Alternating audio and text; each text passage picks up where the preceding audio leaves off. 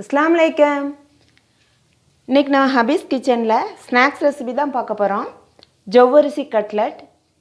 ஜவ்வரிசி கட்லட் பண்ணுறதுக்கு 2 உருளைக்கிழங்க அவிச்சு தோல் நீக்கி வச்சுருக்கேன். 1 கப் ஜவ்வரிசி எடுத்து வச்சுருக்கேன். ஜவ்வரிசியை மிக்சியில் பொடி பண்ணிவிட்டு எப்படி பண்ணலாங்கிறத பார்க்கலாம். 1 கப் ஜவ்வரிசியும் மிக்சி ஜாரில் சேர்த்து பவுட்ரு பண்ணிட்டு வந்துடலாம். மிக்சி ஜாரில் பவுட்ரு பண்ணிட்டு வந்தாச்சு. இப்போ பவுட்ரு பண்ணதை ஒரு பவுலுக்கு மாற்றிக்கிறேன். ஜார் ஈரம் இல்லாமல் நல்லா ட்ரையாக இருக்கணும். இந்த மாதிரி பவுட்ரு பண்ணிக்கிறணும். அவிச்ச உருளைக்கிழங்க துருவி எடுத்துக்கிடுவோம். இதே மாதிரி துருவி எடுத்து சேர்த்தோன்னா கட்டி இல்லாமல் இருக்கும்.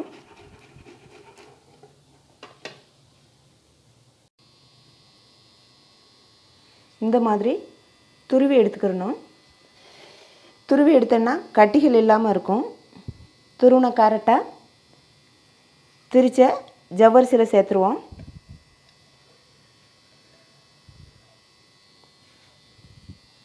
ஜவ்வரிசியில் சேர்த்தாச்சு.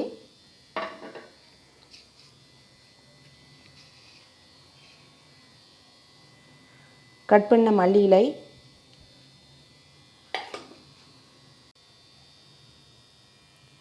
ஒரு மிளகாயை பொடியை கட் பண்ணியிருக்கேன், அதையும் சேர்த்துக்கிறேன். கருவேப்பிலை இலை, அதையும் பொடியை கட் பண்ணியிருக்கேன். 1 ஸ்பூன் மிளகு பவுடர், 1 ஸ்பூன் ஜீரக பவுடர்,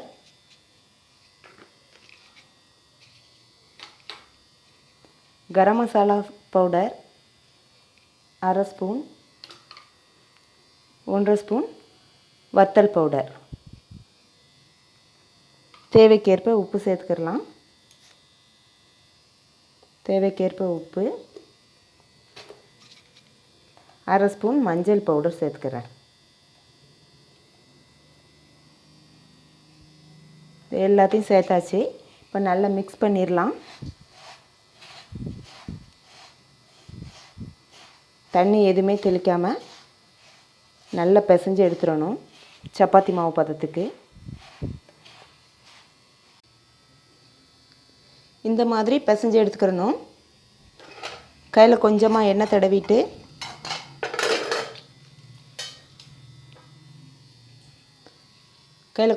தடவிருக்கேன்.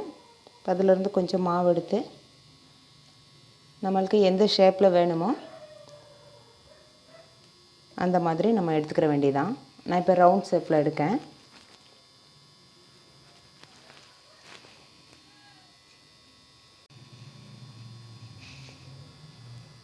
நான் இந்த மாதிரி ரவுண்ட் ஷேப்பில் எடுத்திருக்கேன். இப்போ எல்லா மாவையும் இதே மாதிரி சைஸ் பண்ணிவிட்டு பார்க்கலாம். எல்லா மாவையும் ரவுண்ட் ஷேப்பாக தட்டி எடுத்திருக்கேன். இப்போ இதை ஆயிலில் போட்டு பொரித்து எடுத்துடலாம். ஸ்டவ் ஆன் பண்ணிக்கிறேன். ஒரு பேன் வச்சாச்சு. ஆயில் ஊற்றிக்கிறேன்.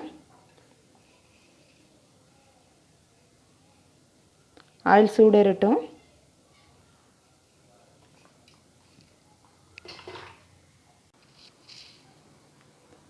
எண்ணெய் நல்லா சூடேறிடுச்சு. இப்போ ஒன்று ஒன்றா போட்டு பொரிச்சிடலாம்.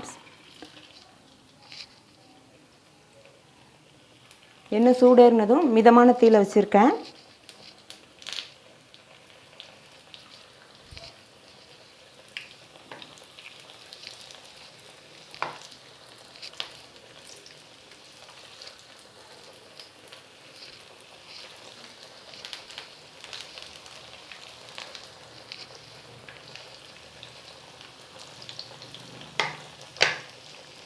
போட்டதும் ஆப்பை போட்டு திருப்பிட வேண்டாம். ஒரு 2 நிமிஷம் ஆகட்டும். லைட்டாக பிரட்டி விட்டுக்கிறலாம்.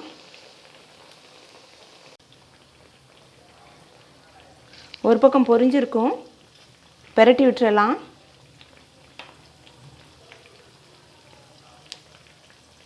எல்லாத்தையுமே இதே மாதிரி பிரட்டிடலாம்.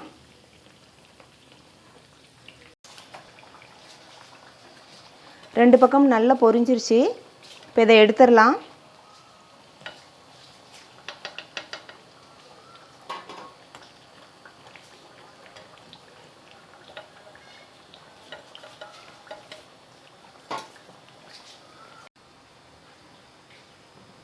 பொரிஞ்சதை எடுத்தாச்சு. மீதமுள்ள மாவையும் இதே மாதிரி போட்டு பொரிச்சு எடுத்துடலாம்.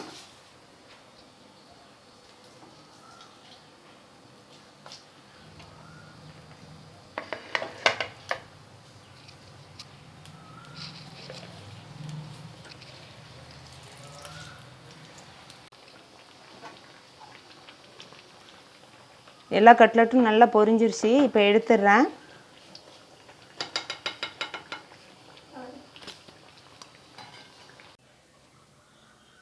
எல்லா கட்லெட்டையும் பொரித்து எடுத்தாச்சு. இப்போ இது இருக்கட்டும். இதுக்கு ஒரு சட்னி ரெடி பண்ணிடலாம்.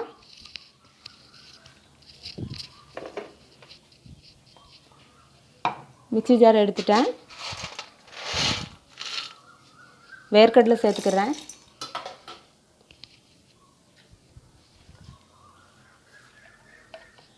மல்லி இலை,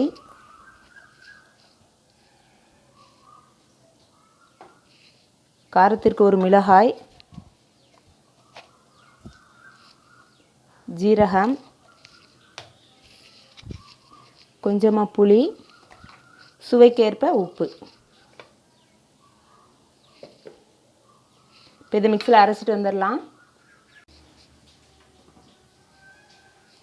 ஜவ்வரிசி கட்லெட்டும் புதினா சட்னியும் ரெடி ஆயிடுச்சு.